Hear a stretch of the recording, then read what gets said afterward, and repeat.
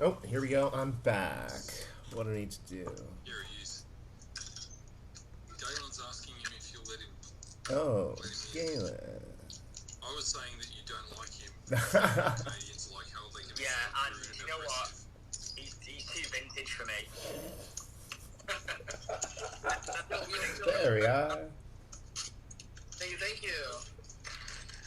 The running joke is vintage. Yeah, it's vintage. You know, it kind of makes me think of, I think the first live that I ever joined was actually just 15 Bricks,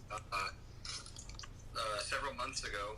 I think you had Bricksboro on, and Josh might have been on as well. But I joined, and you had said something about, another American has joined, and I was completely sarcastically making a joke saying, yes, I'm bringing freedom to the live stream, and you got very stiff and was like, we don't really want to talk about politics. I was totally being sarcastic. No one. You know, I forgot all about that until you just mentioned it, Mark. Yeah, it's just. I mean, I think I just sometimes I have sort of a dry humor with that, and I think we all have a sense of humor, to be honest. Like, but it's also that that first time you're chatting with someone and you go, you're breaking the ice, right? You're trying to see what settles and what doesn't. Yeah. So, Learn each other's boundaries and everything. Yeah, I do understand that some of my countrymen do not represent well. So I probably should have maybe slowed down a bit on the humor until it was clear. But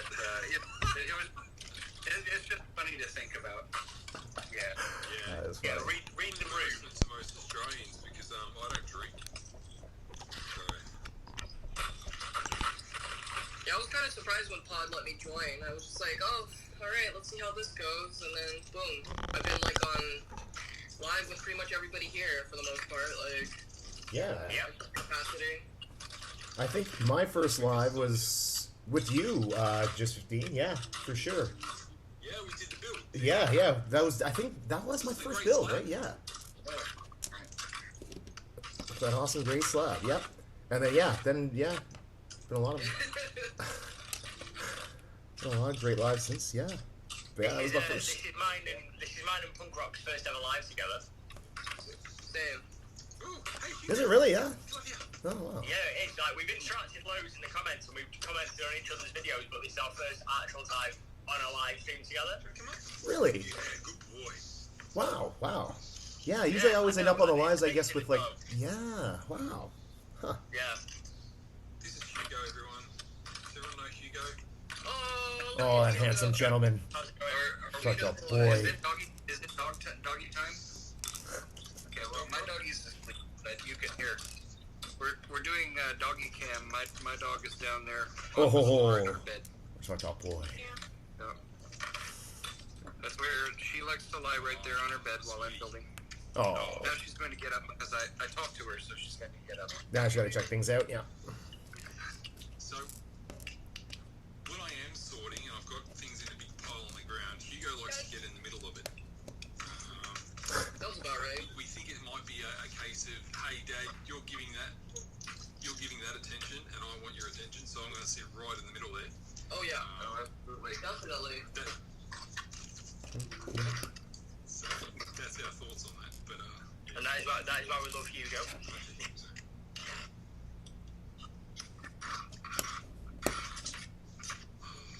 I need some brick separators. There's the doggy. Come on. There's the doggy. This is Sunny. She's a good girl. She's really young. She doesn't like it when I sit at the Lego table because she can't get in my lap.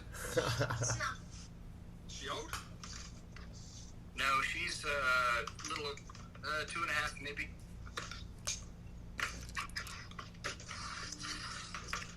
Oh, wow. Okay, get.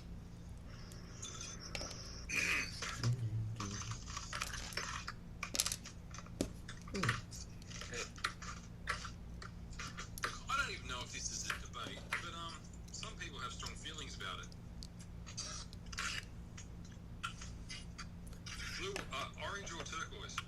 I didn't know they made turquoise ones. That's cool. I I'd want rather one. have more turquoise. Why do I have more orange? Yeah, I mean, I've got... Okay, gold, dark gray, or green? I've only ever known the orange ones. I mean, What? to be fair, you know, I'm gonna have to go with, like... That's vintage. Guys, that's That's- vintage over there. These are in Wow. vintage. Bricks. Or, mega separator. So I have the mini one now. The mini one's kind of cool, but Or as my son calls this, the thick separator. wow. Wow. Big boy. Separate. I look Right, great. thick separator. Yeah. Green is old school. That was the original. That's the OG. Nice. The original green. Oh wow. Now it's dark gray. It's Wow. got like the old print on it, the old Legos inside. Nice.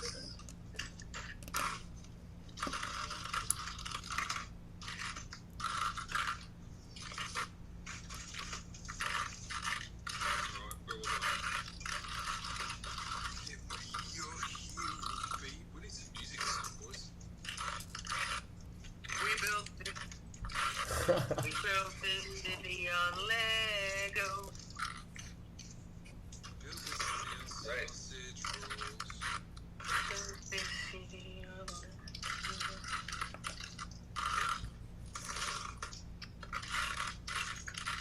So, Okay. what are you doing, Mark? What are you up to? I am almost finished with the GTR. Oh, that's right, you were doing the GTR. Yep. That's right, and I asked you about the studs. Oh hey. Actually, all I do is pop on the windshield and the wheels, and it finished. Nice. Noise. Whoa, sorry, I'm just catching up on the chat. Everyone's in here. Hello, hello. What's your noise? Batman. Hello. Hey, Mark's here. What up? What's up, guys? Saw Davina in here too. Davina, where'd you go? Can I add you? Hey, Joanna, what's up? I really think you need to commit to the mustache and do the Commission Gordon thing. I might have to. My daughter does have a little Batman costume. Or Batgirl, I guess. Ah, yeah, there you have it. Oh no, I have maximum guests, so I can't invite Davina. Sorry about that. I'm only gonna be on here for a couple minutes. I have to leave. I just want to say what's up to everyone. Oh, hello, hello. Yeah. What's going on, man? How's your day going? Building some forest. I was surprised that I clicked on your profile yesterday. Mm-hmm. How do you only have like 1,600 followers? Whoa, Because yeah. I switched my accounts. I used to have over 7,000. That's right. So I had to restart all over again. But that's fine. I'm chugging along. It's a pain. What a pain. Doing the grind again? Wow. No, I saw a meme and it was like, oh, you know, why go viral? Because you'll get fake followers. When you have less people, they're more of your friends and it's more personal. And I was like, that's actually a good way to look at it. Honestly, it's Yeah, true. people It's that so wanna true. Follow you is when you're first new. Yeah, it's true. Yeah. That's why my follow count is so low. Yeah, like, it doesn't matter. Doesn't matter. Yeah. I'd rather have all the friends on my profile than having people that won't talk to me. You know? Hey, It's I true. want my Russian bots, okay? I want those people. I've They are started good blocking people. some They of might those- be made up, but they are good people. I've started blocking I'm some not of those paying them ones under that the table. I don't know what you're talking about. You know the ones that have been coming up with like you click on their profile and they go, my husband's not home, and they've got like, videos and. My favorites are the users, you know? Like, somebody's just continuing the tangent of the user and then a number. Like, I need to see somebody use, like, user 314 and then, you know, just a bunch of digits from pi or something. Like, I mean, like, okay, you're real. You've got to be real. A bot couldn't do that. Actually, that is pretty clever. Yeah, just do a user and then just do the digits of pi and see who would get it. Or, like, some crazy date or something in history, you know? Mm-hmm. Yeah. Fibonacci sequence. And just do it entirely just There on you math go. jokes and memes. This is probably like a lot of good ideas for accounts there.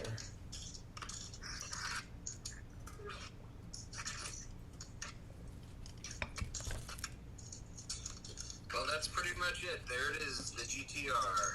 Oh, nice. What are your thoughts on the build? I'm sorry, what? What are your thoughts on the build? Was it fun? Was it repetitive? Was it boring?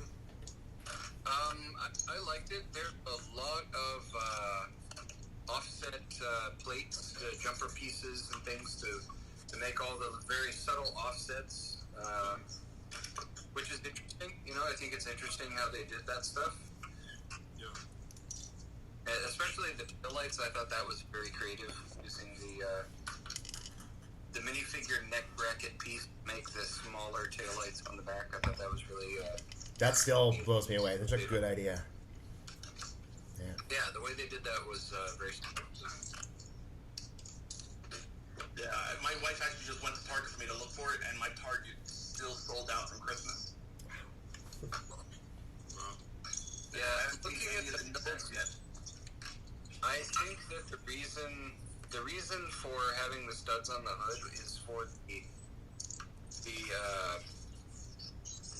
the profile of the car, the shape of the windshield to the hood, and having this element raised in the center, the way that the shape of the actual car is. I think that's why they did that. Because if you add the tiles, then it makes the front of the car look a little bit big in proportion. Mm-hmm. So I understand why they decided to just leave it studded on the front, you know?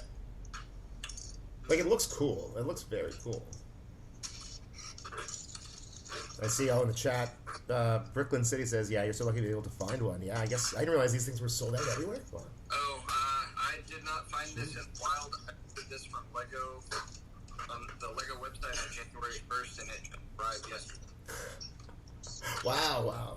Oh, wait. Heaps of resellers were around here trying to get bang for them. People are trying to sell them for like £40 each. Yeah.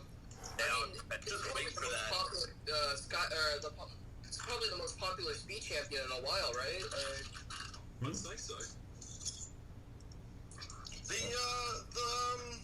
James Bond one was very popular. I couldn't get that for a couple of weeks after it came out. I can totally see the Bond one being super popular, But, yeah. but the Skyline sold out. Yeah, that's the difference. So it's like you can find the James Bond car no problem. Like, I feel like you're right. It did Well, go it's out only been 6 months. more than Toretto's, but I don't think it's as popular as the Skyline in terms of just like the Paul Walker tribute. Like, Yeah, that's true. I Ooh, forgot that. yeah, true. Mm-hmm. A lot of people want that because of that. Hey, Daisy, what's up? Daisy! Hi, Daisy. Daisy, draw all of us right now. Hello. All right, guys, my wife's gonna be home soon. I have to get the groceries with her, so I'll talk to you all later. Bye, Mom. All right, great talking to you. Come on. Babe, take care. Hi. All right. So yeah, we can add someone else in who's still kicking around here. I'm not sure who requested first, Mohawk or Davina. Yeah, it's like Davina. I think it was Davina.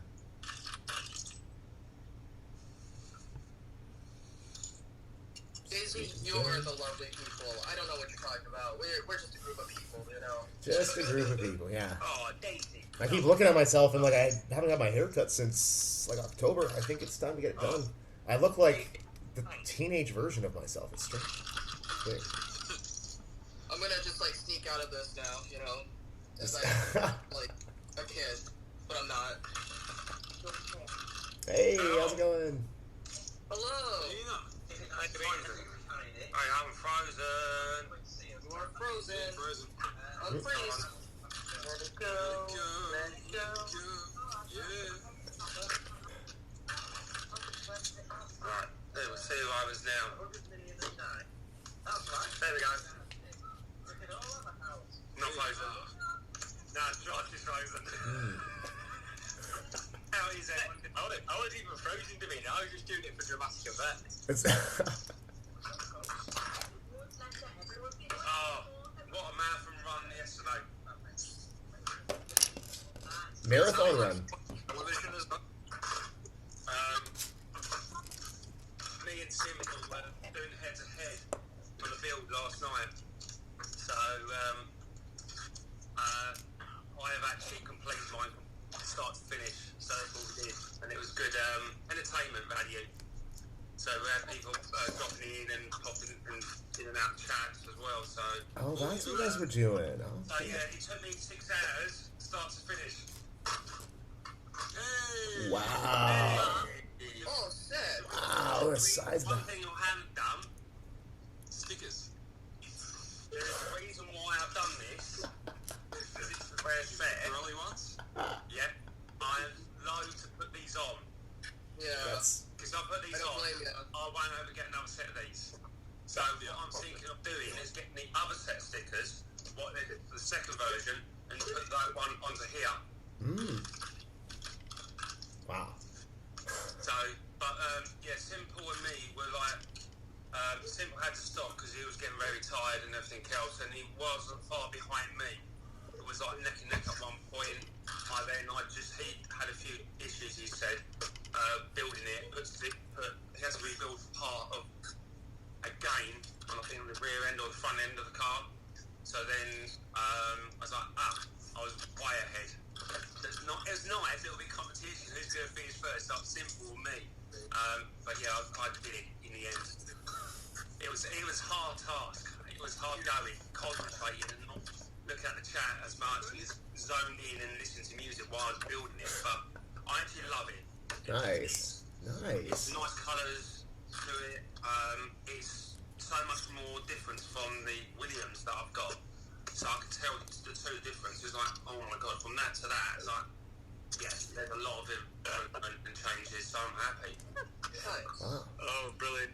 Not a drawing, but look, here's all your emojis. Thanks, Dick. I love it, Daisy. Love it. Love it. That's so cute.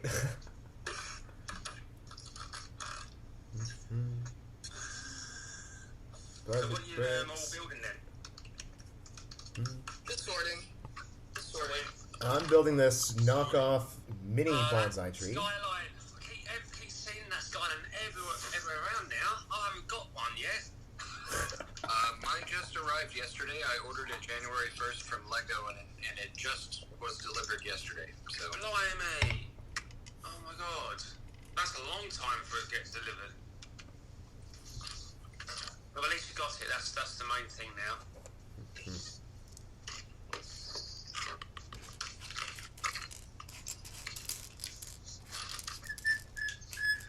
What is Josh and Seamus building then? I am on my last bag of the Bad Batch shuttle. I've just finished Darth Vader and Obi-Wan Brickheads. Nice. Oh, the Seamus? Bad Batch shuttle. I am Nice. sorting. I have a lot I have to sort, and I'm finally getting around to it. And yeah, No, Seamus, I feel you. I feel you. Yeah, go totally. Like, I was hoping that there might be somebody here with some secret knowledge that would help me help me get it done quicker. But no, it's just an old-fashioned case of pull them apart, check them against the inventory. Sometimes, Seamus, you just gotta do the work, you know? sometimes you Friday in Rome. Oh, did you arrive on time from the last live you was in? No, I was saying, did Yes, you I arrive did. on time? Yep. Yes, absolutely. So, you know, maybe that's the thing I need to do. Just let people know as I'm going, hey, I've got to finish at this time. And then people can prompt me as I'm getting closer. That's quite funny that was. Entertainment. It's like 3 minutes, 2 minutes, you're overdue. is that working?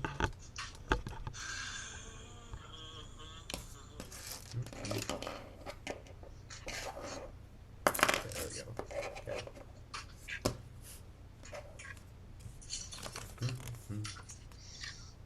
Ricksborough, yeah. Ricksboro, hey, how's it going? Everyone's on here too. Budget Bricks, hello. I already did say hello. Who else we got? We got Budget Bricks in there. Hey, Budget Bricks. Hey, budget. Ah. Budget Nice. Bricks, my GTR is back order. So So I built the small microfighter, Boba Fett microfighter, and then I built this stand out of Technic parts. Oh, good idea. So Oh, I very can smart. put it on my shelf and have it in flying orientation. Nice. I was wondering how I was going to set mine up. That's really smart. I'm going to do the same. Yeah. Yeah, I will probably make a little video showing the parts that it uses to make this, so that because I'm Nice. sure I'm gonna get a lot of questions about it. So it's like I don't know, 6-8 pieces or something. It's very simple, but it's just a few Technic bits stuck together, and you can have the little ship flying. So Nice. Nice. That's I've very actually got smart, yeah. that Boba Fett's one. So that'd be good to actually have a little stand for it. yeah, On that one. I'm sure you have Technic pieces lying around too. So Probably got some bits spare around, mainly pins and bits and pieces left on my other sets, not actual rods or connectors or anything. Oh, are you into Technic, Dorina? You never said anything. Yeah, apparently, it's my new hobby that I've got in. Oh, okay. And for some reason, I did have Lego, and it's inherited into Technic. I don't know why. Oh, honestly, every day. Yeah. Funny that happens, eh? Yeah. is that Jeff Veda? Jeff Vader. Jeff Vader. That's Jeff Veda. That is. I'll kill you with a tray. We were just talking about that on Pods Live, so Yeah, it was. Yeah, it's just kind of like that's a continuing running gag joke. really, guys. I want the penne alla arrabbiata.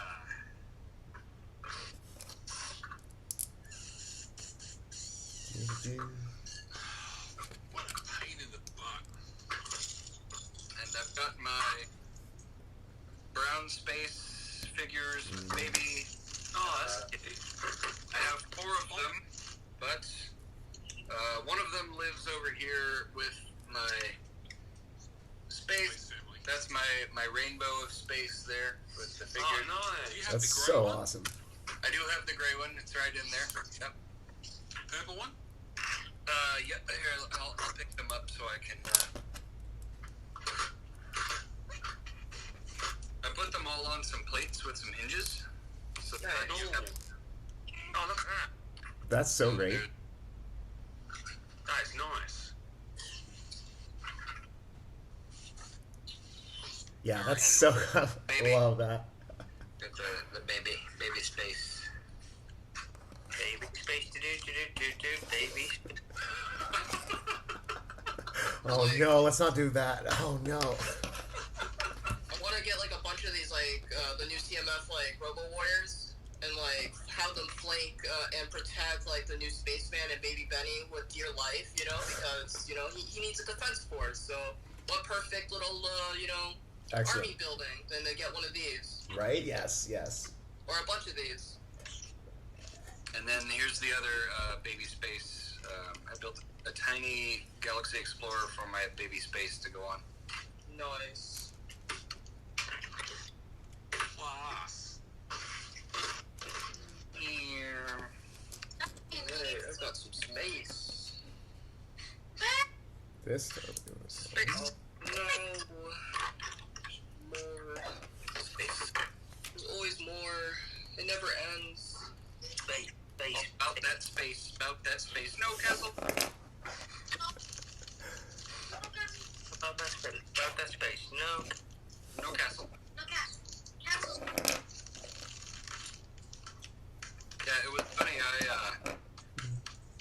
said we are doing bulk log ordering, and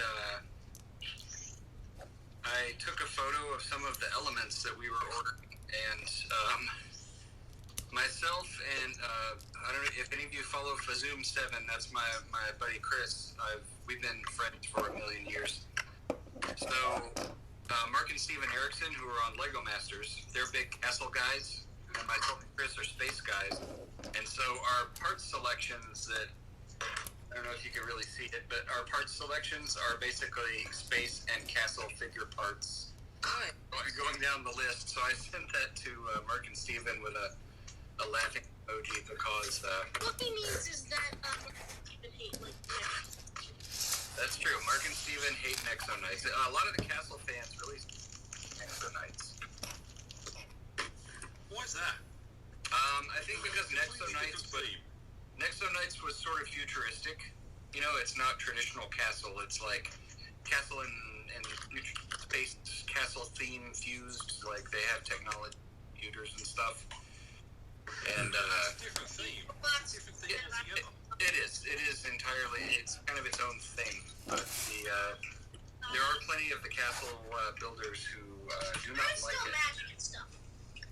That's true. There is still magic. It's kind of a, you know, it's it's still fantasy, but it is not traditional like medieval. It does not have a medieval technology level. That's probably a good way of saying it. Yeah. It's interesting because it doesn't seem, and I could be wrong, it doesn't seem to be like any. I've just corrected myself mid-sentence. I was going to say there doesn't seem to be any animosity between like Ninjago people and Exoforce fans. And then I was thinking, are there many Exoforce fans? Like enough for there to be any like feud? Yeah. Few and far between. There are probably people who grew up with it that think of it fondly, but I don't know that I've ever really seen very many people say that much about it. Yeah. I'm sad that came like after my time as a child because I would have been all over that Exoforce for sure. Yeah. Yeah. I mean, Mark and Steven, we have like a good-natured rivalry between us and them because Mark and Steven Erickson are in our lug in Atlanta, and so we joke back and forth with them a lot. One of our guys, he goes by Troubles Bricking on TikTok. His name's Dana, and he's on Old Gray Bricks with myself and Fazoom. But he made this. He made this. There is actually a Nexo Knight shield with the space logo on it that looks like that. And when we went to Brick World, we all wore T-shirts with that logo on it because our table was directly across the aisle from Mark and Steven at their Lego Masters table. So we all wore our space T-shirts to sort of stand there and wave at them as they were across the aisle doing their thing. So, you know, it's one of those things that,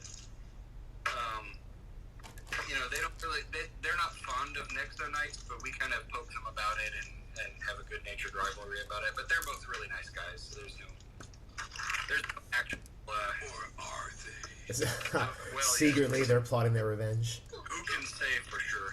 Yeah, there's no beef there. There's no real beef. Must be no beef. I don't see no beef. Well, they are quite thin.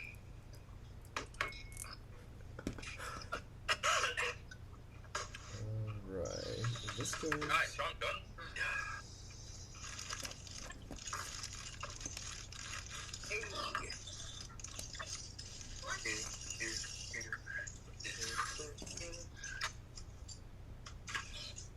So I have actually finished building. I could, hey, Paul, can you bring me my box with my, or just pick that up out of the box. Carefully. I can show you guys the Chinese restaurant that I built for our club display next weekend. Ooh, yeah. So, this is something That's awesome. Nice. Nice. I like that. So yeah, our club is doing a display at a train museum next weekend, and I don't typically build town and train stuff, but I decided, well, I'll make something so I can bring something and display it, and I bought a lot of the dark red masonry bricks from the Love Bulk that we did a year ago. And so I decided, well, I will build something, and as I started to put bricks down, I realized I had the VIP Lunar New Year decorations back that many of us got with our orders recently. So I decided to take that, and as you can see, I've got a lot of those parts kind of built in front of this. That looks incredible. Oh, Yeah, perfect. so these- Yeah. I use those there. The little dragon heads I put in the window like that as decoration. I use the gold. I use the leaves up here. You know, some of there's the lanterns, the plant part, that stuff. So. No, that's incredible, guys. Nice, The colours great. are nice. I like that colours, that red and that gold colours. It brings it out. Yeah, Yeah. and the shrimp I had from I bought 2 copies of the Monkey Kid City of Lanterns, and one of the shrimp is on my display that I have behind me here, but I used extra parts for the sign for this one and the sticker as well. So I've got my No, that's good. I got my little alleyway in the back with the dumpster, Nice. and a little ladder to the roof, and I have a removable roof piece for it. Got the people inside. Oh, sweet. That's really good. I like the detailing is very nice. Uh-huh. It makes it worthwhile when you realise the intricacies of it. Oh, very nice. Right, everyone, I'm going to have to love you all and leave you. I haven't finished my build, but I've got a few things to do. It's been a pleasure as always chatting to you all. Enjoy the rest of your evening. I will speak to you all very soon. Love you all. Take care. Bye, All right, guys. great job, Bye. have a great one. Bye, Davina. Bye, everyone. See you later. Hey, we've got some comments we haven't been. Yeah, sorry, my bad. Here. Awesome baby Space Jack. Hello, Adam. Fleeve Nork says that's an awesome. Budget Brick says Fleeve Nork, that's an awesome space baby jet. What do we got? Adam Yo just 15. Yo yourself, bud. Hope you're well. He also asked how everyone's going. What's everyone building? And Budget Bricks is also awesome work on that Chinese restaurant build. So cool. We're not done. We were just saying lie down. Lie down, Annie. Go lie down. So Well, I'm sorting. Everyone else wants to jump in and say what they're doing. yeah, I'm building this knockoff bonsai tree. Didn't realize when I bought it that it's actually like smaller than regular scale. It's like mini scale, so it doesn't really. Micro build skill. Yeah, it's not compatible with regular Lego, so I'm just gonna do my own thing with it. I'm still gonna turn it into an MOC when I'm done, but I'm gonna have to use the other flowery bits that I was saving for another day. So yeah, it's still gonna be it's a fun build. It's really cool, and it's actually very, very pretty. It's quite a challenge. These pieces are much smaller, and I'm still not used to things with my nails. But yeah, my nails are growing in really fast. So I actually have a question, Punk Rock Reader. What part of the country are you in? Canada. I'm from Toronto. Ah, Toronto. Okay. So, Toronto. I don't know if you participate with the local lug up there. The local people. I didn't even know that was a thing. Yeah, local. Okay. Yeah. You should absolutely look up the Lego club in your area because there are people in the Toronto area who do Lego, and they have. The club that they do their own displays and all that good stuff. I know a couple of people up there, good friends of mine. Simon Liu is a really great guy that's very active in that club. Oh, okay. And Jeff Van Winden is from the Toronto area, and he's actually driving all the way down here for Atlanta BrickCon in 2 weeks. He's got a big castle display that he's done, and I don't know if he's bringing that though, because it's very large. It's like a meter square castle display that he built the castle as like a spiral ramp that goes up to a central courtyard. It's really big. That's cool. Yeah, like a big Really private big and tower. really impressive. So Awesome. anyway, yeah, definitely there are some active people around Toronto that do Lego, and I would absolutely recommend if you want to, looking up the local club. Yeah, I'm definitely gonna have to then. Yeah. I just didn't even think of that, but yeah, of course, there's got to be a great community up here in Toronto. I think they're called Toro Lug. Yes, they are called Toro Lug. Toro Lug. Okay, yeah. So yeah, if you just go to torolug.ca, that's their website. Brilliant. Brilliant. Okay, yeah, that's awesome. Wow. Yeah, look them up, and you can, if you want to hang out with other Lego nerds and do stuff, there's some good people there. Oh, that's cool. Yeah, I'm definitely gonna look that up. That's awesome. You can tell Simon I sent you. Simon, okay, will do. Yeah, that's wicked. That's awesome. Wow. See you in the But yeah, chat. Simon comes to Brickworld Chicago every year. He's like one of the central people who participates in Brickworld Chicago. Oh, nice. Okay. Oh, wow. So yeah, he's really involved in the whole Lego community. Yeah. Wow, that's awesome. Very cool. But there's also they also do a show in Canada that I'm trying to remember what they call it.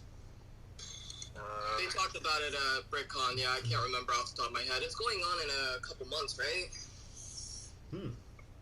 Yeah, I'm sorry. I'm trying to remember the name of their local. Let's see. To the interwebs.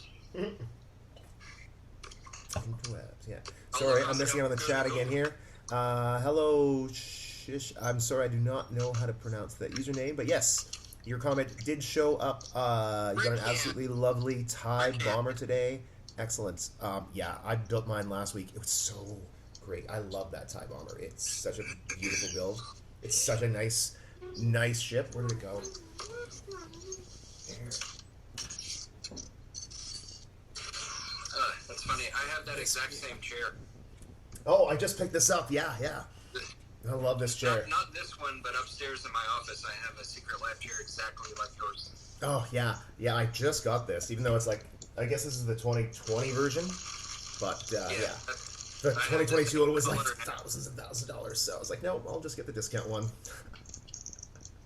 But yeah, it's great. I absolutely love this chair. Like, it is the most comfortable chair I think I've ever sat in as like an office chair, gaming chair, the whole thing. Oh my god. Yeah, it's really solid. I've had mine for 2 years, and it's still very solid. Does not squeak or anything, so it's been good. Oh, excellent. Yeah. That's... Yeah, this is my old chair that I'm sitting in down in my Lego room, and this one is the one that got replaced with the secret lab chair. So nice. Yeah, I forgot. There's like branding all over it, right? I feel like I should be getting royalties or something. Where's my affiliate link? yeah, that's when they do it. Is because every streamer that sits in one of the chairs, they always have the logos behind them. So smart. Yeah, exactly. Right. It's absolutely brilliant on their part. Yeah, it works. You'd be But... mad not to. Looks awkwardly at my old office chair from IKEA. Maybe it's time for an upgrade. Yeah, mine was an old office chair, and like it was so uncomfortable. Sitting on this chair now, I realize how uncomfortable the other chair was, and I was just bearing with it all this time. Like, man, yeah, it's Can incredible. I explain my chair? Yes. Go for it. It's a big plastic tub filled with Lego. Oh, that's Which right. I have- You sit on your chair. Yeah, I think most of us sit on our chairs, Galen. Right, I just realized that after I said that. I need another cup of coffee. But I've crossed, like, because I don't have the lid on, because it doesn't quite fit where it needs to if the lid's on. So I just have like an old shelf, like an old medium density fibre shelf that spans the tub, and on top of that, a cushion. So, Nice. You got no lumbar support, nothing. none of that. It's a practice. It's a practice. You know, he maintains the upper body by maintaining that straight form, right? He doesn't slouch like, you know. That's true. Yeah. That's a good point. Yeah, very strong core, I'm sure. Core strength, yeah. Now it's all about chairs. I just sit on my sofa, so I just lean forward a little bit to the coffee table. But once I do have my own Lego room, then I will get a proper comfy chair, and I'm probably do it properly that way. But yeah, I just sit on the sofa. It's kind of handy, to be honest. I'm sure it's much more comfortable. I've got space to do it. To build all my Lego kits, so Yeah, right. That's true. Yeah, sit on the couch, building away. It's definitely like comfortable for sure. But man, I'm like weird. I need my Lego space. That's the thing now. Now that I have like space to actually do it, it's really nice. Yeah. My old place, I never had that kind that's of the room. key thing is space. Now I'm building more Legos. I'm just not dumping, but putting them in different areas, and I think it's just gutted at the moment. So it's like a church of hundreds. Like, where did I put that car? I was over there. Where did I put that car? I was over there. Where did I put that particular model? Oh, he's hidden over there. So it's like hide and seek for me where all my sets are. To be honest, but it's what it is. But I know what they are, and it's just nice to see them all around the place, really. But as things are not looking in the right direction, how I want things to be, because I was going to reorganise this living room, but I'm going to be possibly on the way of moving now. So it's right, thinking like I need to pack all this Lego up. Right. In boxes and bubble wrap. I need tons of bubble wrap, to be honest. To keep everything. Yeah. And It's gonna be another sets. Yeah. Certain sets are going to be straightforward. There's going to be certain ones that are going to be a little bit of a pain in the arse to do. Especially the one I'm thinking of mostly will be the Old Trafford Stadium, because it's got some unique features on it. Ghostbusters will be the next one, because it's got a lot of detailing on top of there. The other one will be the space station that I built a couple of months ago. I need to get that content out, actually. And that's the tricky one, because it's got so much intricate little pieces and stuff, and the solar panels and stuff like that. That will be like, I've got to package that one well, but everything else is still in boxes, so it's not too bad on that. So yeah, that'll be fun and games when I do come to move out. Man, yeah. Wow. That's gonna be an asshole, boy. Yeah, I just plan on not moving for ever now, because it's gonna be insane. Like, I had to move back in August, and yeah. I the smartest thing I did, though, I bought those giant Ziploc freezer bags, and so most of my stuff, you take a couple pieces off, at least every set is contained in one Ziploc bag. Brilliant. See? Yeah, there it is. Love my Ziplocs. I have 4 forms of storage for my loose brick, and it's pretty medieval, and I love it.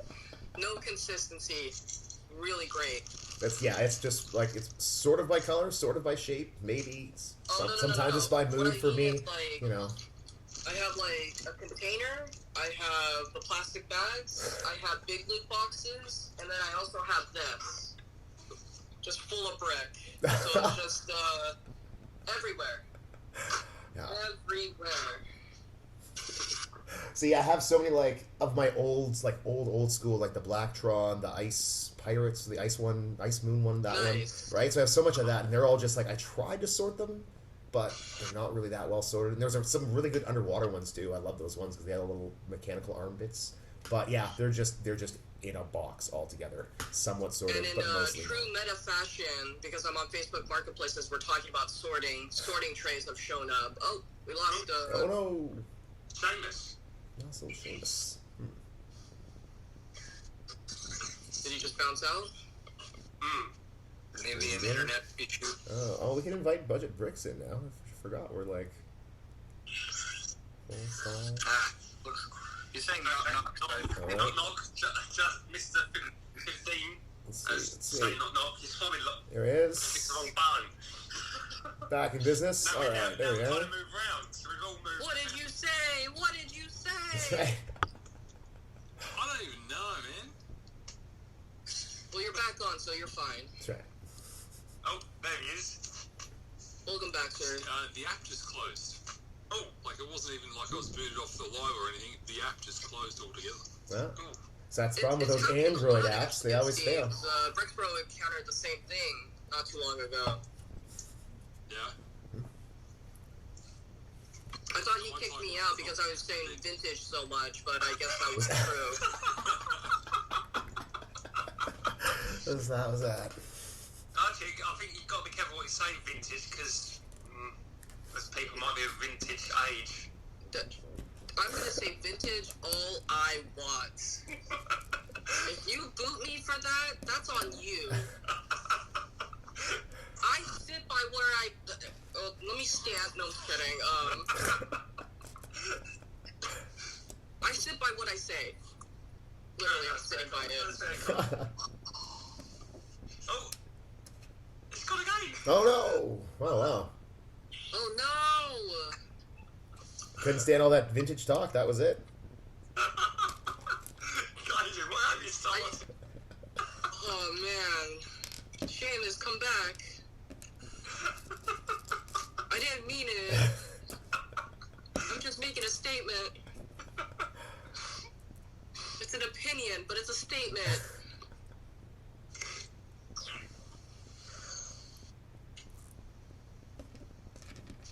Okay, so this is a weird little car aficionado thing that I think it's strange that they printed the door handle on the sticker on the side of the car, but they didn't print the cut line for the door next to it. So it looks like there's a door handle just sort of floating in the middle of a big... Yeah. Oh, that's bizarre. Yeah. I mean, at least in my mind, I would think that if you're going to go to the trouble of printing the door handle, you should print the little door cut line back here, wherever it is, so that it... Yeah. So it makes sense. Yeah, that's kind of odd. Yeah, so it makes sense why there's a door handle there. Yeah, 'cause it does not. It looks like that's just in the middle of the door. Very strange. Yeah. Yeah. Weird. I just found that odd. Oh, that's the wrong thing. It's also interesting that they used these bracket pieces on the bottom here, but there's nothing on them. Oh, yeah, that is odd too. Because you think you'd want that to be smooth and not have like little ridges. You could if you want. I noticed the transparent blue underneath it. You could actually use some strips of transparent blue underneath that skirt, so it looks like you've got skirting lighting. Oh, Right, so that's a cool what idea. neon That's a lighting really cool in idea. Need for Speed, like in Fast and Furious as well, because I think it's like when they pull up for like doing the races at the early seas, underneath neon. So it's underneath the actual car, but you can actually put them on near the skirts, because that's where they realistically see it. Is when you put skirts on cars, the neon light is just behind it, so it's in line with it in that aspect of things. Oh, Brock, Seamus wants to try again. Oh, Well, I'm going to see sorry. if I have pieces to do that. There we It go. might just look, it might bring it out a bit better that way, but well near the skirts. If you've got something on the front and the back of bumpers, you could just put little bits on the back. That's a very good idea. Yeah. Alright, buddy, everybody, on 1, 2, 3, stop, so then Seamus thinks that we're frozen. No, I'm just kidding. Oh, Seamus, you weren't supposed to hear that part. Dang it, get off, no! Davina, I've seen people do that mod on the GTR. The problem that they've got is that you can't do it all the way along because it starts scraping on the bottom. What, for talking on the bumper or the skirts? Yeah, so I think you can only do it just in front of the rear wheel because of the way that it slants. It starts like that. Yeah, of course, Once it starts thickness underneath starts rubbing. Huh. Yeah. Also, I've heard. That's a confirmation from. Yeah, it's fun, yeah, I can see the front, but skirts you can probably get away with. Yep. If you could put it on the second bracket, but if you put it Onwards, you put it on the first bracket, it does rub. Right, yeah. Okay, I'll see what you're talking about now. See? I'm not just a pretty face. Some would say I'm not even, but Don't sell yourself short. You're good people. And saying that about you, Seamus, I want to speak to that person. Seamus, at least you're not, told, like, hey, are you old enough to be on this app because, you might have some words. So put it that way, okay? alright. The constant debate with me, man.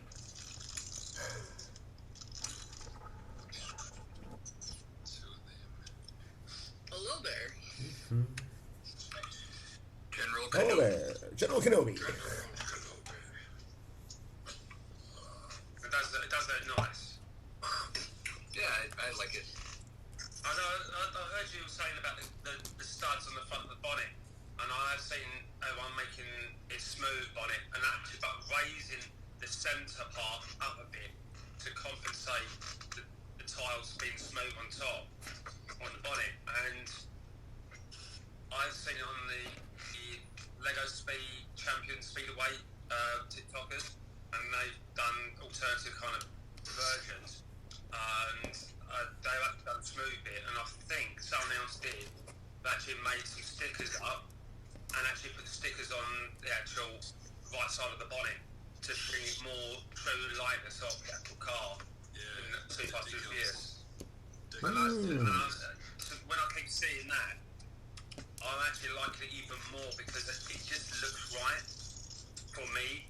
Because I want to keep it as like spot on to the film. Because like I've done with Dom's Charger, that's kind of how I've done that, spot on. With the Paul Walker's one, it's an incredible build that I keep seeing. It's just the top bonnet. It doesn't work for me. Because I want it to be the true lightness of the film. And so it's not quite right.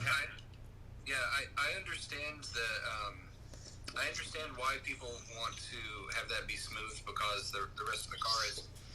But I think the reason that they left it without tiles here is for the proportions of the shape of the front of the car. You know, the center of the hood is raised, and then it drops off a bit, and then also the proportion of the thickness of the front of the car versus the windshield.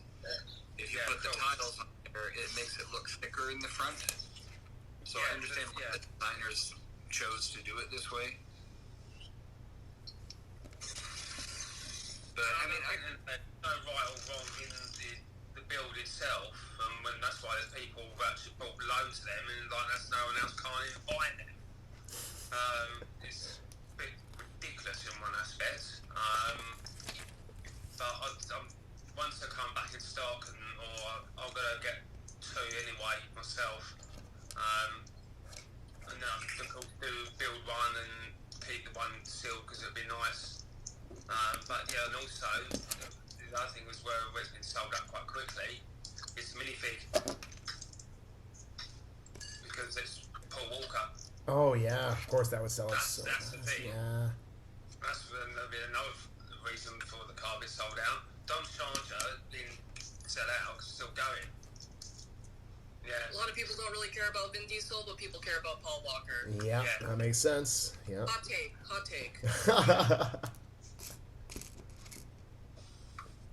But yeah, once I do get mine, I'll do at least I can do the actual TikToks I want to do with it. I think there's also, I know there's car fans, but the Japanese car fans haven't had a lot of love for Lego, and I think a car as iconic as this, I think that's. I'm not stuck, guys. I agree with everything that Seamus is saying. Absolutely, this is a huge attribute in that direction. I mean, they've had a Supra, and I think that's about it. And that was the classic Supra. It was the modern Supra. And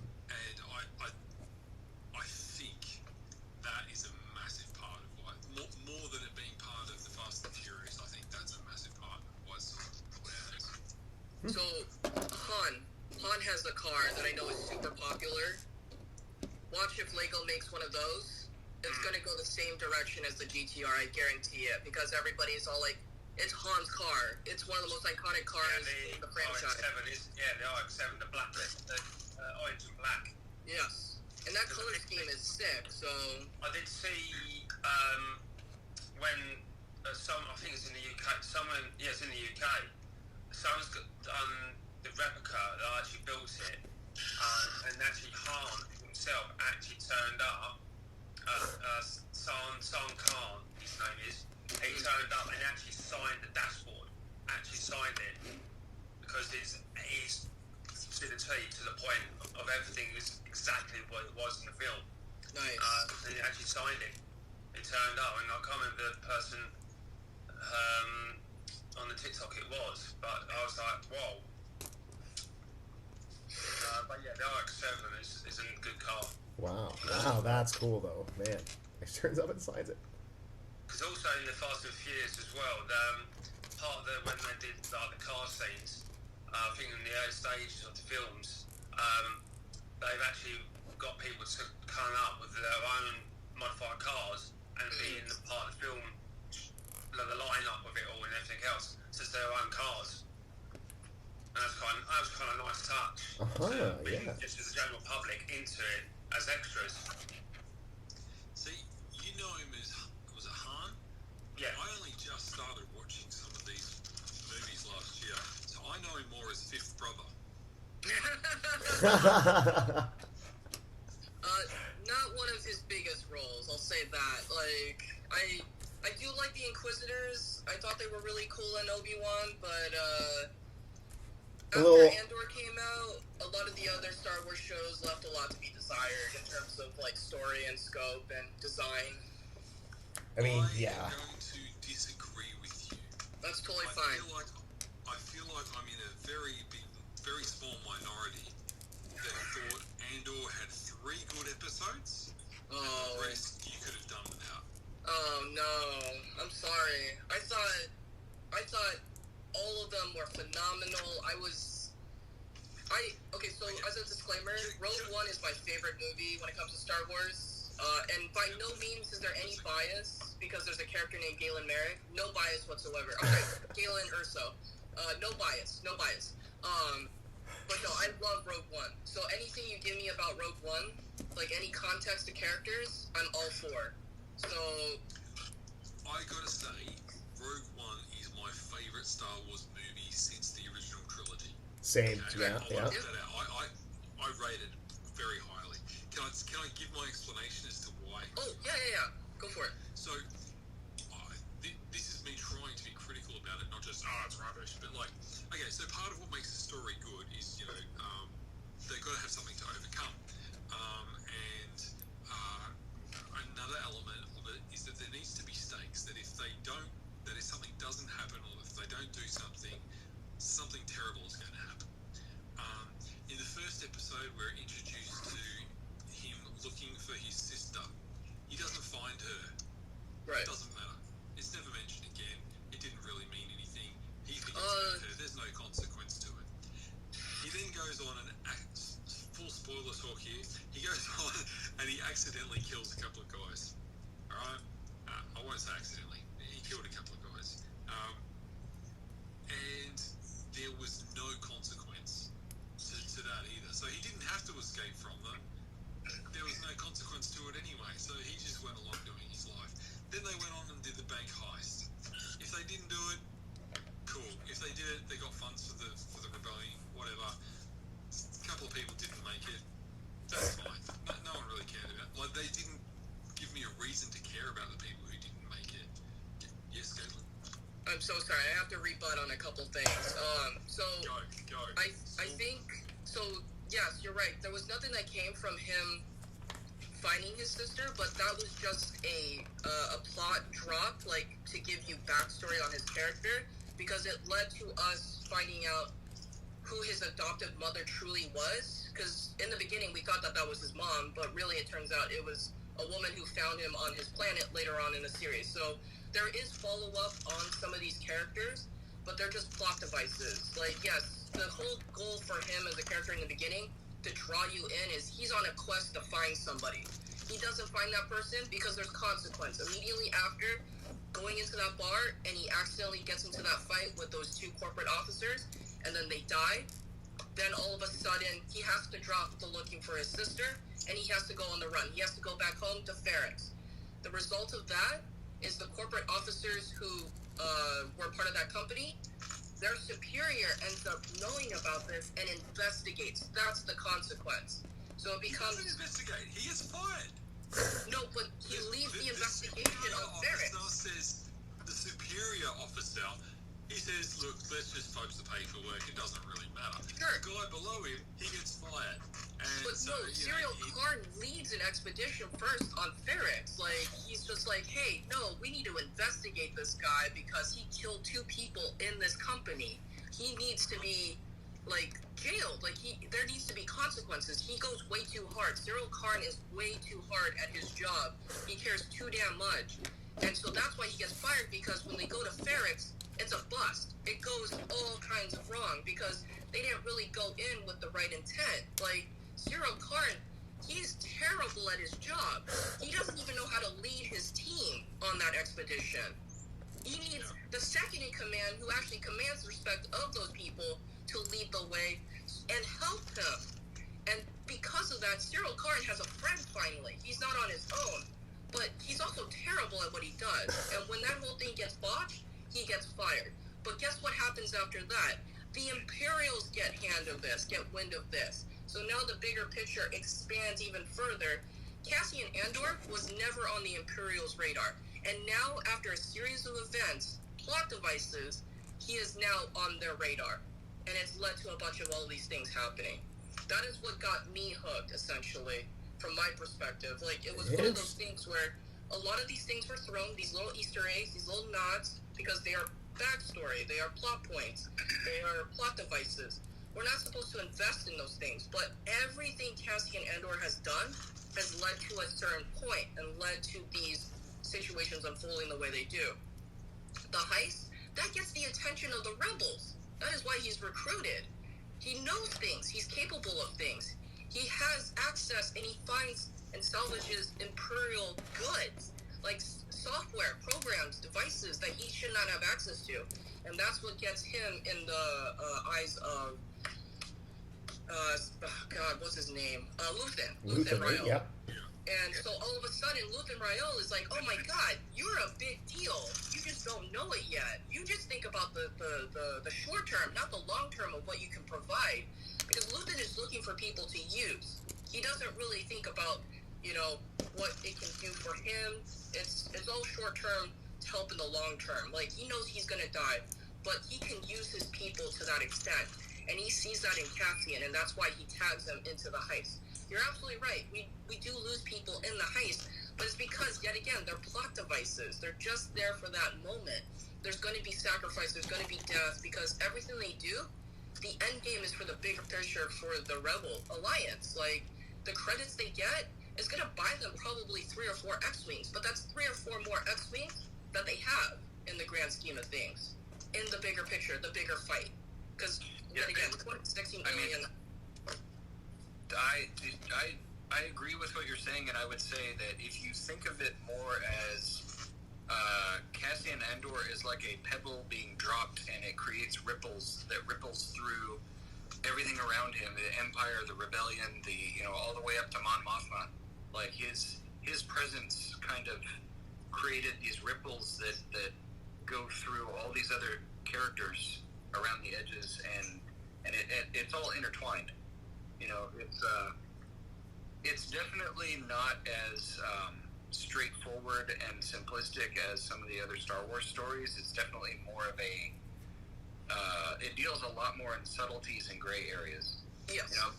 The other Star Wars stories are very much good versus evil and very It's run-of-the-mill, like light side versus dark side. You're following the Jedi who are being hunted by the Imperials. Which case, like for the longest time too, nobody really cared about anybody in the Imperial side of things besides Vader and Palpatine because of the movies. But all of these shows have given us context to the ISB, actual Imperial officers, like admirals. Like, a lot of people want to know about Thrawn. Like, there's books, there's legends, but we haven't seen him on a TV show or a movie because they just haven't had access except for Rebels. And even in his Rebels thing, it wasn't enough because he disappears.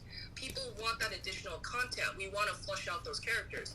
So Cassian Andor is a totally made-up character because of Rogue One, and now we have an opportunity to flesh out his character, but by doing so, you're fleshing out a bunch of other characters involved in the bigger picture, right? Like, whereas in Obi-Wan, in my opinion, I'll just use that, like, you're fleshing out the Inquisitors. The Inquisitors are super cool from what I saw in Rebels, and you're just giving them more of a backstory at this point.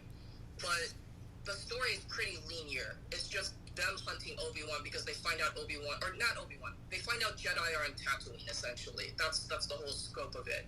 But because of Obi-Wan's name drop, because of Reva, Darth Vader catches wind. So you're immediately jumping from these title characters, these Inquisitors, to the big bad in the galaxy. Not even the big bad because it's Palpatine.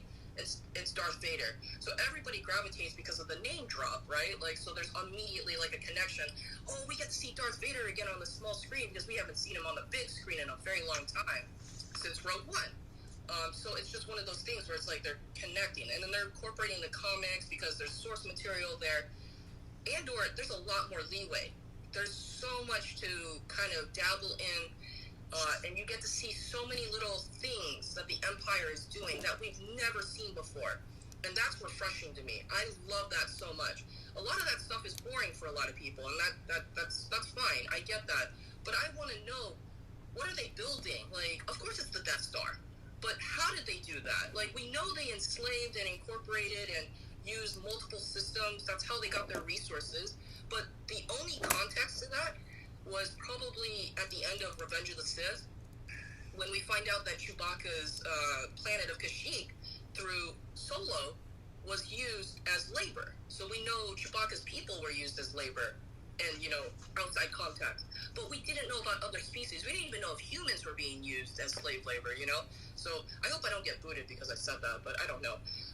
That being said, it's that additional context, right? Like, they're working in these labor camps. They're building something, but nobody's questioning any of it. But, of course, you have the seed drop of Andor as a character going like, why am I doing this? Why do I need to do this?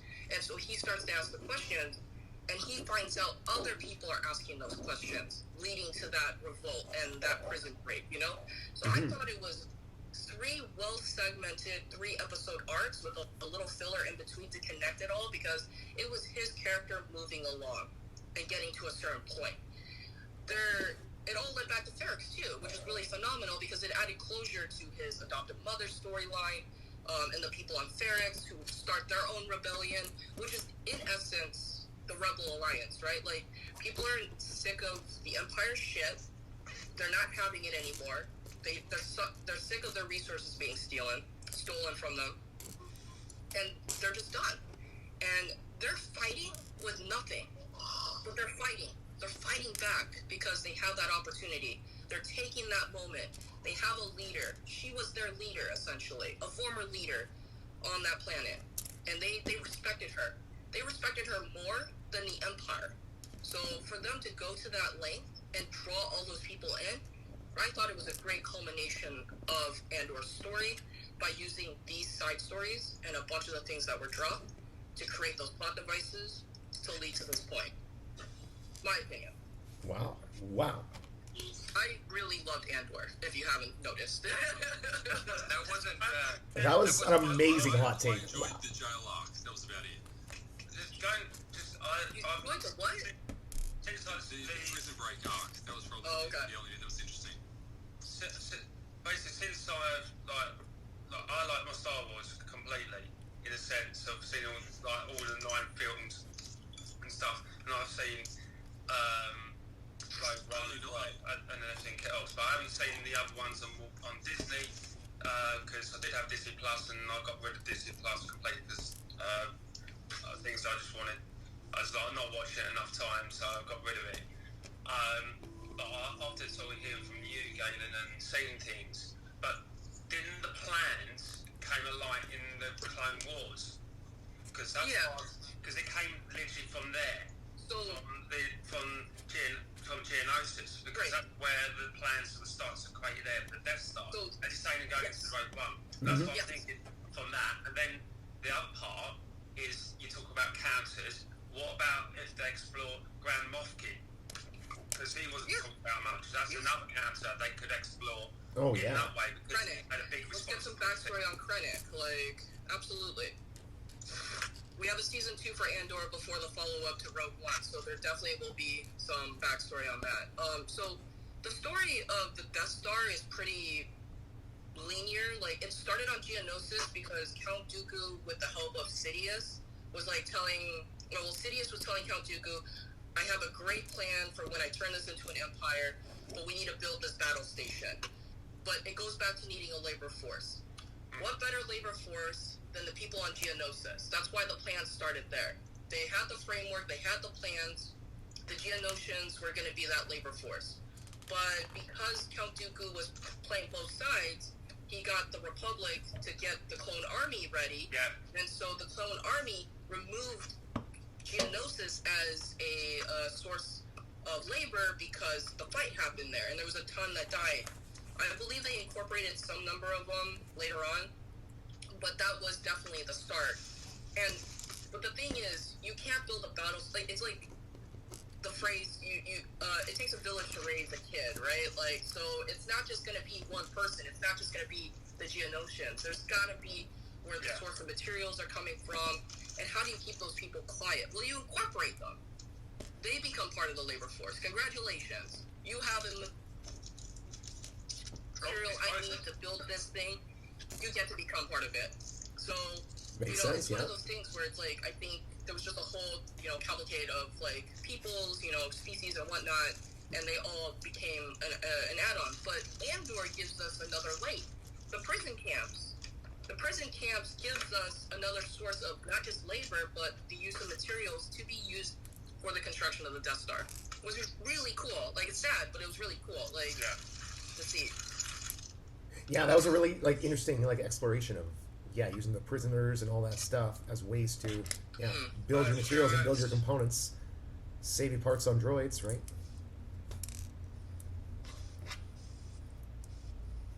I personally like context and I love story. Yes, there needs to be consequence to your actions, but this is a huge universe. You're not going to always have consequence, because sometimes that consequence doesn't really matter, because there's just so much going on. And it's hard to evaluate those things because you need people present to do those things. And in the scope of Obi-Wan show and Boba Fett show, it's easier to highlight that consequence because you have big names, big characters, where if you do something, you're held to a different level, a different pedestal. That makes perfect sense. Yeah. I wasn't a big fan of Boba Fett. I love the cameos, but I think the cameos is what brought the story down for me, because there was no story, in my opinion. It's just him trying to take over an aspect of Tatooine because he wanted to be in control of something. He wanted to make up for lost time, but his time with the Tusken Raiders made no sense to me. Why? It didn't lead to anything. He lost everything, in his fight against whatever the cartel name was, or the group of the syndicate that was the Pikes. The Pikes, thank yeah. you. See, now I really liked Boba Fett because I liked the way they explored his character and what he was doing. I think I really identified more with Boba Fett, especially because he was doing his thing, and he realized that he was just following these orders of these idiots who just had money, right? And it was definitely going to get him killed. So he tried to strike out on his own, create his own I liked the Tusken Raiders because he tried to find belonging somewhere. He tried to find a tribe, and that still got screwed up, right? It just every time he tried to do something, he just kept getting screwed up somehow. It all get destroyed, and he kept on seeking out a tribe, seeking belonging somewhere. And then he's like, okay, well, I'm just going to create my own tribe then, right? And he just built his own, try to build his own kingdom, and still he got attacked from every angle. He still tried to keep it together. And he lost so much in the process, but the struggle to just create his own place in the world, in the universe. That's why I really like the Boba Fett story and how that built. Staying on from Boba Fett, what about Jango Fett, his dad? Because he only got a brief mention right at the early of the Star Wars saga, because he's the one who created the clone army. Because that's enough, and how did he get there? I would love to see some more explained backstory in to him. Revenge of the Sith. Count Dooku hires him. If you wanted to make it more upmarket, into a sense, in that aspect, of course, if people only just seen the first 9 films and not have seen the other ones to fit the storyline in that way, it's just say going back to those cancers, certain cancers, how did you get there? We need to know how that works and everything else. Because that's how I see from Jango Fett, need to explore a bit more about him in the way he was, and of course his son Boba Fett. Yeah, I mean, I would love to see some like backstory on like Jango Fett and stuff like that. They could de-age the actor. I can't remember his name. Tamara Morrison. Yeah. To make him look like the younger version of himself, his own father. Like, I think that would be awesome to see. Because yeah, it would be great to like to get more, because you get a lot of just the little flashbacks of him as a child, seeing his father like run off and do the bounty hunting.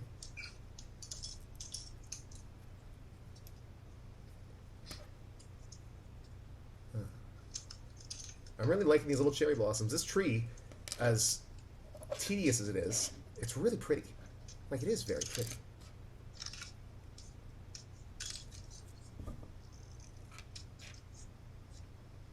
I think the connection is stuttering a little bit. Oh, are we losing everyone? Do you guys hear me?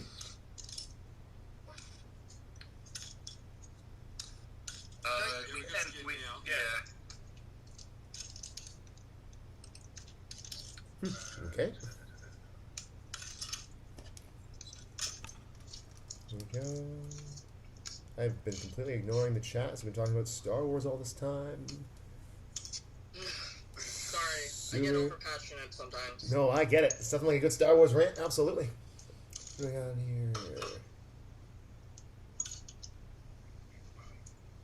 Yeah, Stuart got some Lego. I Stuart Serena, hello everyone. think the fan base definitely had mixed feelings towards Andor because, you know, there are plenty of people may not have enjoyed it because they wanted more of the epic space battle opera whatever stuff that most They wanted cameos.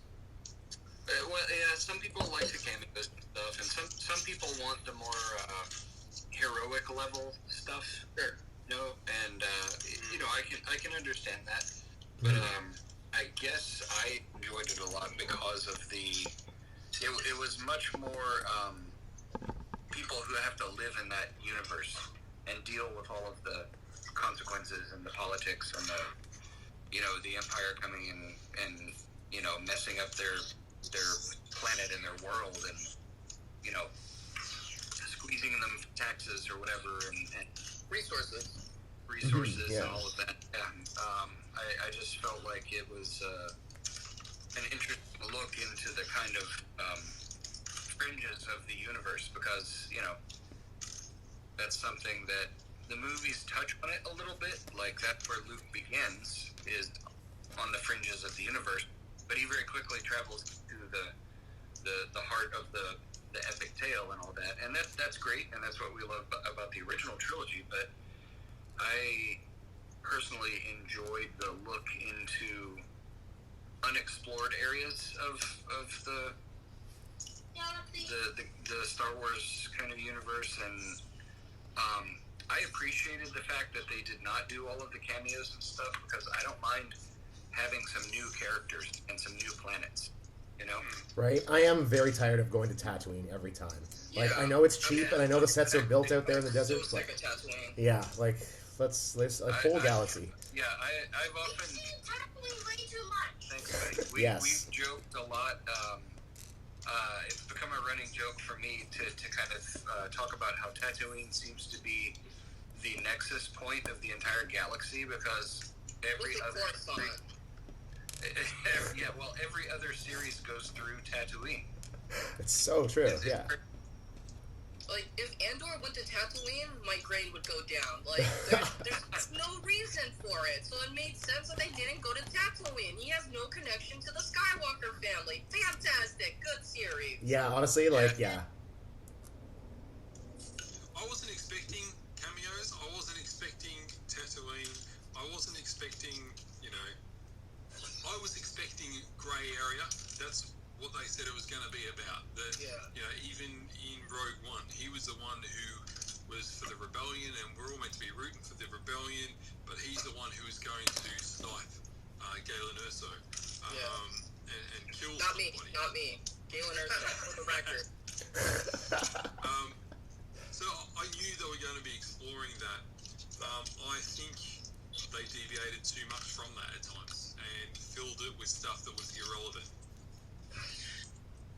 Okay, so you think just there's a lot of filler? I definitely think there was a lot of irrelevant filler in there. Like each of those 3 episode arcs felt like they could have just been like 1 episode or 2. Like they drew it out a lot that I feel was unnecessary. But it was an interesting take, like looking at the people, just the average person, why they're doing their thing, why they're involved with this, and then the realization, like you said, that they're just expendable ultimately in the grand scheme of this galaxy. All these people, these tiny struggles, they really mean like nothing in the large scheme of it, but part of somebody they else's do. bigger plan. Yeah. Like, there's always somebody else. Like, There's always a bigger fish, right? In the words of the late Qui-Gon Jinn, but yeah.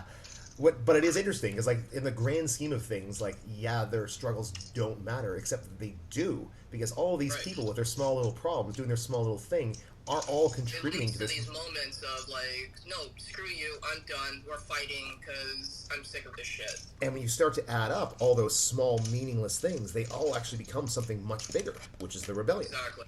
So I totally see that, like philosophically, like yeah, that is very cool the way they've done that. There's a lot of filler in there to do it, but like I see totally why it was necessary. Yeah. I want to say the acting and the casting, brilliant. Yes. Happy Yeah. with everyone in it. And like visually, it's probably one of the most visually stunning things. Like it's so pretty, even more It than was the actually Mandalorian a was. show shot with like practical effects. Like there wasn't any of the new tech for like Mandalorian or anything. Like they went to new places. They shot, with perspective. Like Yeah, properly built sets and everything. Yeah, it's true. Ferrex is beautiful. Like that. Like if you want a new Nexus point, go to Ferrex. I want to know what's happening at Ferrex. Screw Tatooine. Yeah, I would take some more time on Ferris. That was fun. To diverse slightly, I had a thought the other day. I'm so sorry. I realize your kid is in the background, so I should probably like stop cursing. No, it's fine. He's 11. He's heard it all. Okay, I'm gonna continue. Alright, so, Say hi, small Paul. Hi. Sup? okay, mate, alright, so did Anakin end up bringing balance to the Force? No. No, he did not. I'm wondering, because you'd need somebody who's dabbling in both the light and dark side, and Once you get rid of Palpatine, you lose the dark side. I'm wondering if you need a Grey Jedi to do that, and I'm wondering if Grogu will become the chosen one. Oh, no, I was gonna say Mace would do, but okay, sure, that's fine. I mean, I was gonna it's Ahsoka. Ahsoka's the Great Jedi. Like she's Yeah, become she that, is a right? Great Jedi. She has parents. She wasn't born by midichlorians, as per the prophecy referenced by Qui-Gon. Oh, sure. Oh wait, did they have to be born with no parents to be the chosen one? I didn't realize that part. Born naturally. Like, so, when... So Anakin had a mum, but no dad. Hmm. His dad was the Force. Palpatine was that dad, according to comics. Right. Wait, I thought they actually established that it wasn't. Didn't Yeah. they try to take? Did They you know implied it, this? but I thought they actually moved away from it. That it actually wasn't a thing. No, so in the comics, I don't remember how the conversation started. I think they were on Tatooine. Somebody was doing some research, and like the conversation of Palpatine, like his plan came like to fruition all the way back to when Shmi became pregnant on Tatooine, and Palpatine using the dark side infused some of the dark side energy. And that led to Anakin being born, essentially. That was where the midichlorians came from, because there had to be a dark side interest. And so, Palpatine is technically, not biologically, but like in a religious, like, philosophical sense, Anakin's dad, which is really stupid. He's the creator. And see, I had in one of the Vader comics, I could have sworn like he's having visions through the dark side of Palpatine, like creating like a him. But then I thought that was a vision. He rejects that idea, like it was his own Oh, fears. was it a vision? Okay. I thought it was more of a- I read something where, What? So if you're talking about that, what about then the old Republic? The sort of Guardians Republic? Republic, because you've got to go way back on both sides. Oh, On yeah. the dark side, because you've got the old Republics. Well, Yeah, Jedi and Sith have been around for thousands of years. Yeah, so they've been a lot longer, so you could all generate from there to get to where the timeline is from day one to whenever. But, I mean, for the film's point of view, leading up to it, because the Qui-Gon Jinn was talking about the old prophecy, so that to me has gone to the old side of things. Oh yeah, I mean, I would love them to see go like more of the Old Republic stuff because I still played the game. I love it. I love the backstory of it. I still keep meaning to pick up the books because I want to read the novels about Malgus. But I would love to see more exploration of that. 'Cause That was definitely like a raw time too. Like that was a very like it seemed very set, right? Like the Jedi were good and the Sith were bad, but like it just depended on what side you were on, and that's how you thought it. And their fights were incredible. Like there were so many Jedi and so many Sith, and they were just going ham against each other. Oh my goodness, loved it. Yeah, the ridiculous Have you guys levels been of warfare. following any of the Golden Age Republic stuff? Like the books, comics? No. I haven't gone into that. I really want to. I've got them, like the 7 binders I got that I showed before briefly with all the it's got all the characters. I'm going this collected way some years ago that I've collected, but it was magazines that came out every week. It was like £1.99, and you build it all up, and you can break the booklet down and put them into sections like planets, locations, weapons, characters, planets, the whole lot. And I've got the timeline in how it started to what it is the end, and also the planets of the galaxy. There's not one or two. There's like literally 30, 40 planets in the galaxy of Star Wars. That's really cool. Pretty cool to really see. I also play a lot of I used to play, but it's kind of died out, the game Star Wars Armada, like the tabletop game. And so like the campaign on that was great for like the Corellian sector and like the other one where like you do have the different planets and they all have different resource things, and like controlling different parts of the galaxy would give you like advantages in the campaign. It was a lot of fun to play. Did I show you any of my ships for that? No, I don't think so. Let me just grab one that I've got inside right now. Oh. I think I might have shown Galen this last time we were on. Probably. But let's check it out again.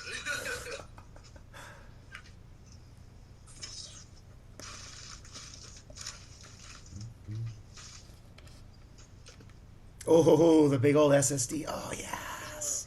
Oh, yes, I remember that one. Okay, yeah. No, you didn't show me, but this is awesome. I keep mine in the box, too, because it's so pretty. Oh, but yours is painted up, eh? Oh, my God.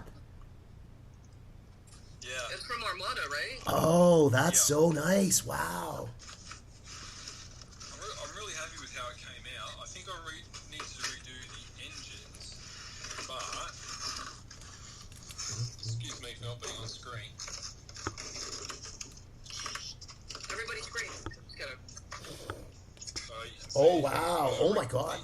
Wow, that is incredible. Blue. Oh, So much better than the blue. that is nice. And I don't know if I can get to show like the lights.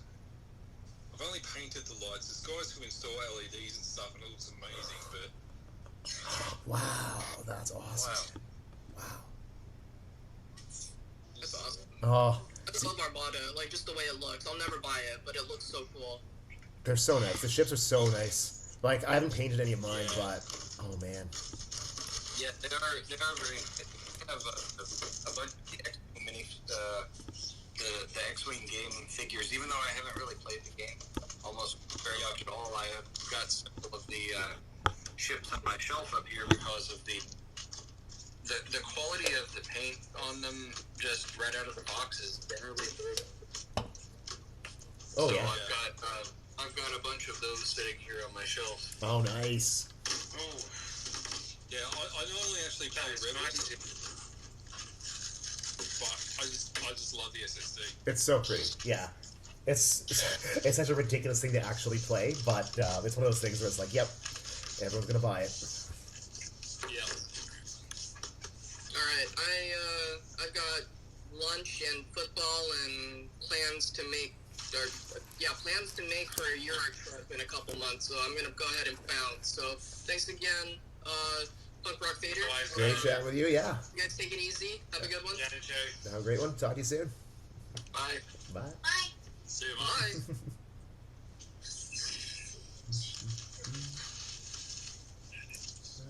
All right. Hey, Seamus, can you hold up your venom with the tongue for a moment? I want to show Paul. Paul, come here. Look at his venom. Look at his tongue. Look at his tongue. So good. That's pretty cool, huh? Yeesh. I was pretty happy with how he came out. I mean, that curve was pretty good. They're proper Lego stickers. Oh, yes. Oh, yeah? And the way I've built the chest with panels, I've used the bite-sized panels so that I didn't have to stick them randomly, like they're actually stuck the way they should be to the panels. That's so I so was pretty nice. happy. It's so the nice. eyes are vinyl tape that I've cut. Yeah, that's Oh, very is that what that was? That's That's wicked. awesome. So I've seen people who made bodies slightly bigger than this for the Star Wars helmet series, and they basically build little big little minifig bodies to mount the helmets on. I reckon they look pretty cool. That's a cool idea. Like I've seen some of the busts that people have done. Like I don't see just the busts, but I can't imagine doing the whole.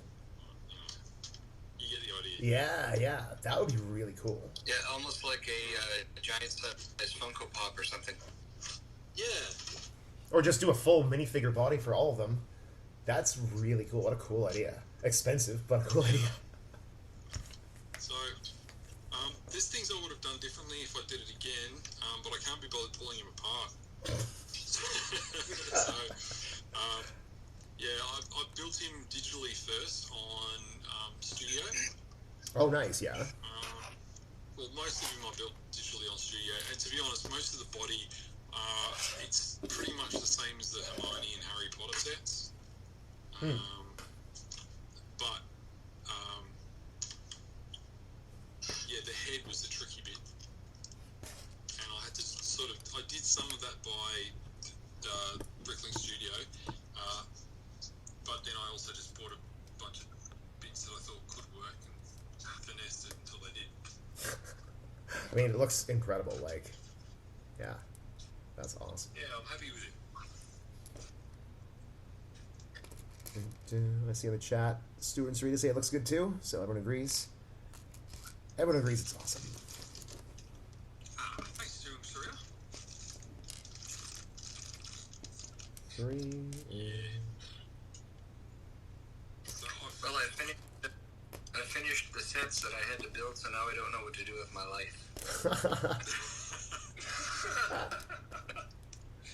Actually, we have public displays the next 2 weekends with my club, so I will be quite busy with Lego things. Oh, wow. Next week we are doing a display at a train museum, so that will be a town and train themed display. So that's where the Chinese restaurant that I showed you guys earlier, I'll take that and display that there. Oh, cool. And then in 2 weeks we will have Atlanta BrickCon, so I will take quite a lot more of my stuff there to set up. We'll be doing a collaborative moon-based display, which I've got some of my modules pre-built for that, and I'll probably set up my large Voltron and a bunch of other things. That'll be very fun, and it'll be really fun to get to meet and talk to a lot of people out of town. So, Oh, for sure. yeah, I mean, so Voltron's it'll always be going to good. get people in, because, yeah. Sorry, what? Voltron's always going to get people's attention, that's for sure. Yeah, it's fun because different things. I built different things that attract different audiences because for the moon base, I built a Starbucks, and that one it's like a spacey Starbucks, and that one always gets the moms. Hey Paul, can you bring that over? That's funny. Starbucks? Yeah. I'll show you Space guys. Starbucks, that's too good. Yeah, be careful. Just walk slowly, please.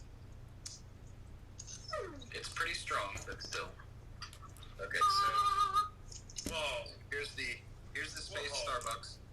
So the moon base, we have these corridor connectors, these hallways. So if everybody brings modules with these hallways, then you put them on a table and they all meet up and it makes a big base. Smart. That's No, cool, I've got the yeah. Starbucks. I've got the little. There's Luke Skywalker with his Starbucks. He's great. Amazing. Oh, that's cute. And then Oh, the that's cute. other people, there's the Luke with his Starbucks that he's happy. And the other people in line, which is probably hard to see, the people in line are grouchy because they don't have their coffee yet. Oh, perfect, yeah. That's... Yeah. So I have angry faces on everyone standing in line.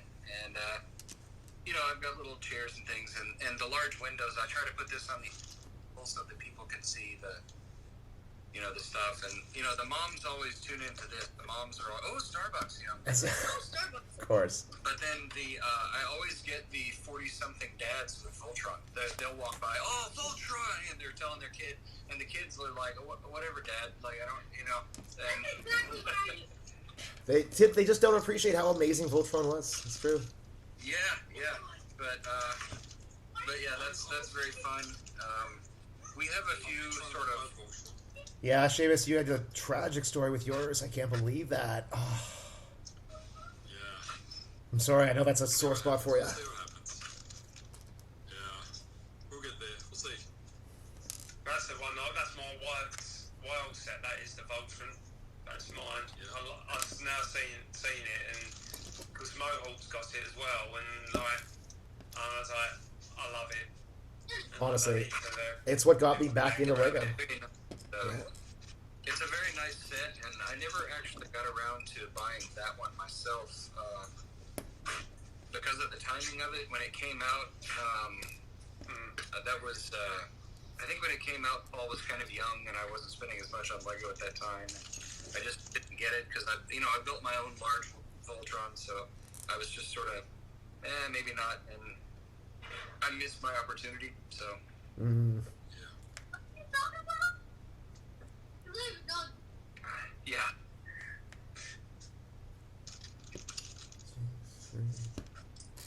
Did you watch the Netflix series? I did, yeah. I thought it was pretty good. Oh, I still didn't watch that. Yeah, I agree. Oh, I definitely should. It's worth it. I heard it was like Same a guys good, who like, did, yeah. Same guys who did Legend of Korra. Oh, really? Yeah. Oh, okay. Yeah, Well, I'm you gonna can bump sort that of up on the see list. that.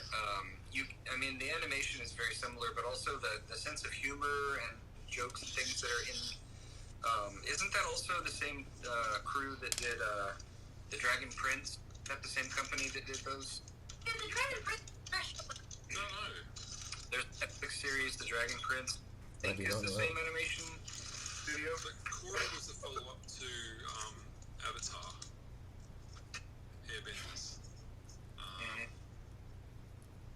I don't know if that was the same people. I just don't know.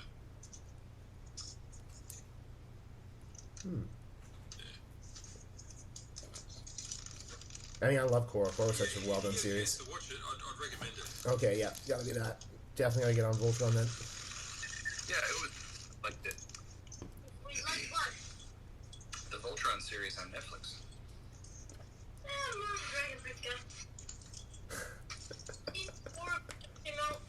Yeah.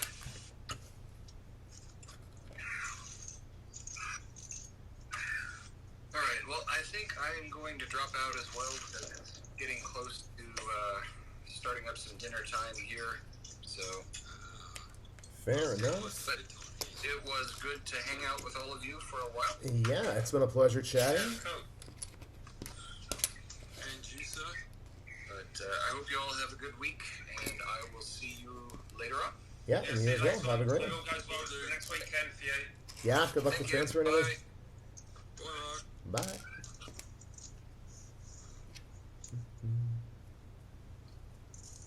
And then there How you were finding that 4. build, mate? How you guys doing? This little thing of mine has come How you along. finding that build?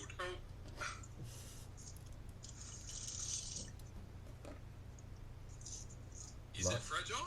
It's super fragile. It's a bit of a pain. One thing keeps. Is it that the bricks aren't grabbing, or is it just the way is it the design that it's like too heavy in parts? It's the latter. Like this piece just falling out. It's not meant to be this way. Like, yeah. And a couple bits, just like they're on there, but they're a little precarious because it's kind of just all crammed in. It's really nice though. It's like it's pretty. I'm trying to figure out what this fell off of. It fell off of here. Ah, see that one piece keeps falling right off. Yeah, it does look fiddly. It's very fiddly.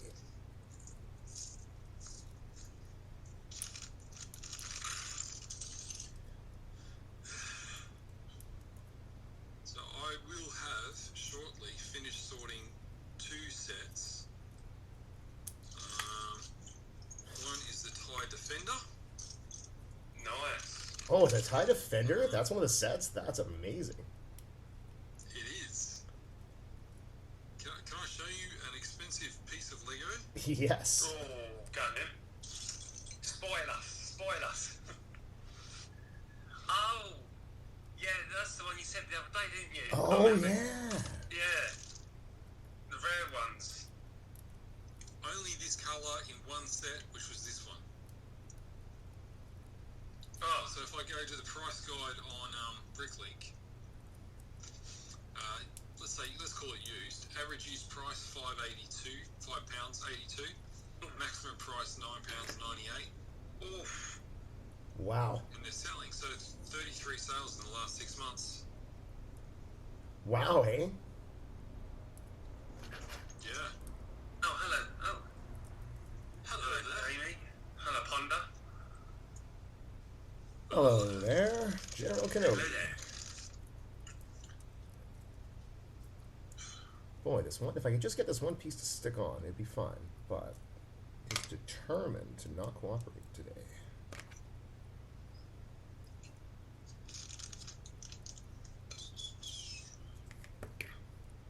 So, I'm still looking at the McLaren and how incredible that design is. Do you Especially follow as the- Formula 1, Davina? Pardon, Seamus? Do you follow Formula 1? Yeah. I used to watch it on a religious way many years ago. I used to watch it constantly, like trying to watch it every weekend, catch the highlights of the sort of qualifying, and then watch the actual race itself, and catch the majority of the racing if I wasn't busy doing camping or anything else. I used to watch it quite a lot, but I just then grew out of it for a while. Just other things were coming on, that social life, that's just a lot more hold of. So I just get the results through the phone. But when I get a chance, I just watch the highlights and stuff, because I get notifications on my phone. So from Sky News or Sky's F1 page, and I just get it through that way. If it's like, oh, it's a good race, then I'll watch the highlights, or if I'm not doing anything, then I'll watch the whole race. So I must admit, it's been interesting whether the W13 for last season as a W14 engines now going forwards, but yeah, the rules and the regulations have changed over the years, and everything else, and how much Formula 1 has changed. Like all the drivers, like I used to watch, and they're still driving now, and then you've got the new talent coming through as well, and everything. So and looking back on some of the races have been incredible racing and stuff by all teams and all drivers. It's just like, it's so surreal to see an old, say a few years ago, Formula 1 car to what they are now. Like, you've got bigger tyres now, rim size, you've got different wing structures, rear wing reduced that smaller, and the change is so much. And of course, drivers changes as well. But I used to follow because I do like the Williams. Then I do like all the teams, and I must admit the liveries, what they produce for special occasions are incredible. The styling, the colours, it's just amazing. Like Aston Martin, when they now in fold, the colour green is like that. It's a nice colour. Yeah. When it's Aston Martin, and then of course the one like the McLaren you got and I've got is the 2021 for the British Grand Prix. When I've done that, and I was actually like, it's a nice colour. That orange works. Was it 22? It's 2022. Yeah. Oh, so how comes? Oh, they must have done it Because they had the change of they had the spec change, like the big spec change last year. And that's okay, so it's 22, but on the back of the box, it's got a picture of 2021. Yes, that is not the car that's built. Ah. Wow.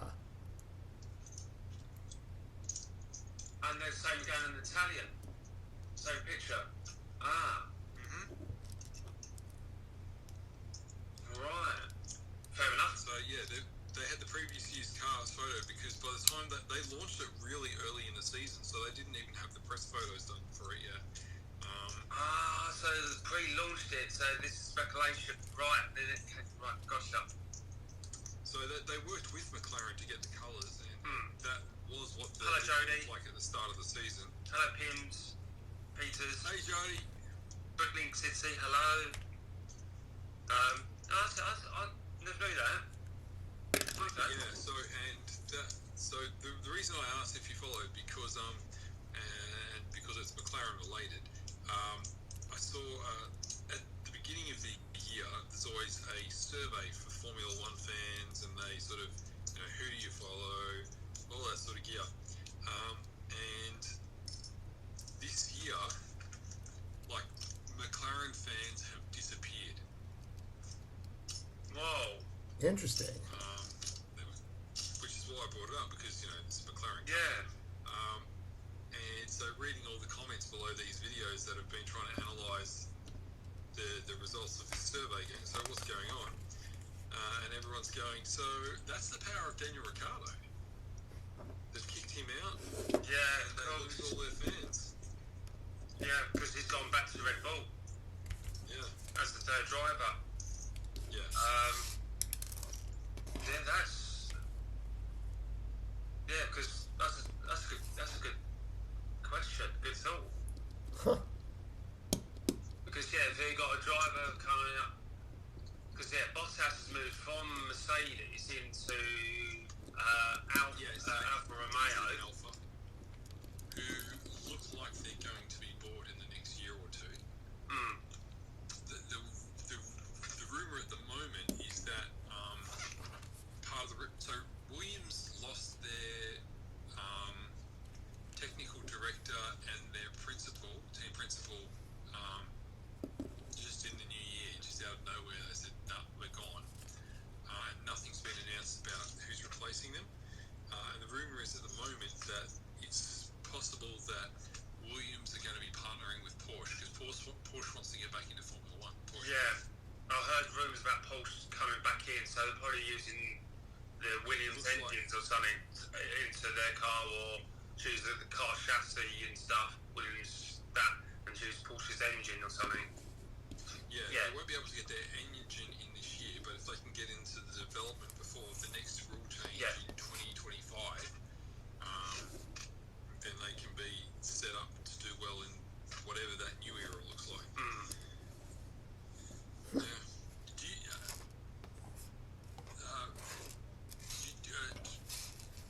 Vader, do you follow Formula One at all? 'Cause it's a Canadian race. Yeah, no, I really don't follow it. All I like they did one big race in Toronto. Love when they do that. But otherwise, no, I don't really follow it that much. So this is all new information to me. I would have had no idea of any of that. That's fascinating. So all in all, this was a very fun, cute little build. It's a very pretty little piece. The fact that it's mini and not, Lego compatible is a problem for what I intended to do with it, but I think I can still make this work. Regardless, it's very pretty, and it was a fun, relaxing little build. I really enjoyed it. Would recommend 100%.